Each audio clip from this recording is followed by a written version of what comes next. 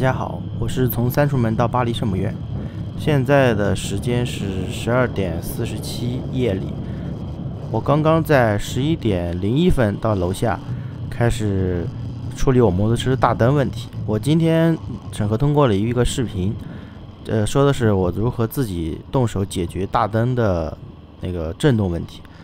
然后呢，今天晚上我到家，把我今天上下班拍的2段非常短的分别是20分钟的视频，然后看了一下，发现那个大灯的震动问题比以前还要严重。以前是3000多转到4000多转的时候震动，现在是2500转，震的特别厉害。2500转是什么概念？我起步2档其实就大约在2000转到2500转之间，也就是说我刚起步，那个大灯就开始咚咚咚咚咚咚咚那种声音。然后这种声音呢，其实就是大灯里面的螺母和灯罩、塑料灯罩敲击的碰撞的声音。然后怎么解决这个问题呢？其实就把在螺母周围缠上那个胶布，我用的是3M 的电工胶布。所以我今天看视频发现它很严重以后呢，我就立刻下楼去解决这个问题了。带着我的工具箱、我的夏季手套和我的3/4的盔，比较容易能听到这个摩托大灯的震动。大家可以听这个声音啊，这个声音就是大灯的震动。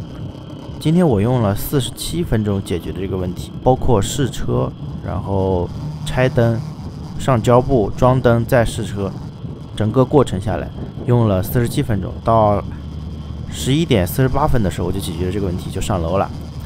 大家可以听到刚才那个声音特别的明显，那种声音特别难听。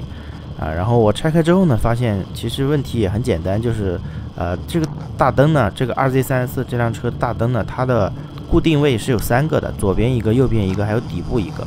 左边右边那个螺母呢，我拆开之后发现螺母被我固定的非常的好，它根本就不会晃，没法晃。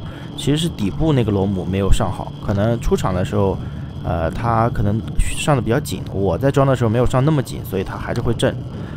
也可能位置移动了，所以还是会震。很简单，我就把它弄出来，然后把它捆上了3M 的电工胶布，然后呢再把螺母给弄上然后再把灯装上就 OK 了。我去跑了一圈，然后发现2500转也不震了，3500转也不震了然后再高转速也没事，因为晚上嘛都已经11点多了，我怕打扰别人。我的这个2G34的排气筒声音还是挺大的。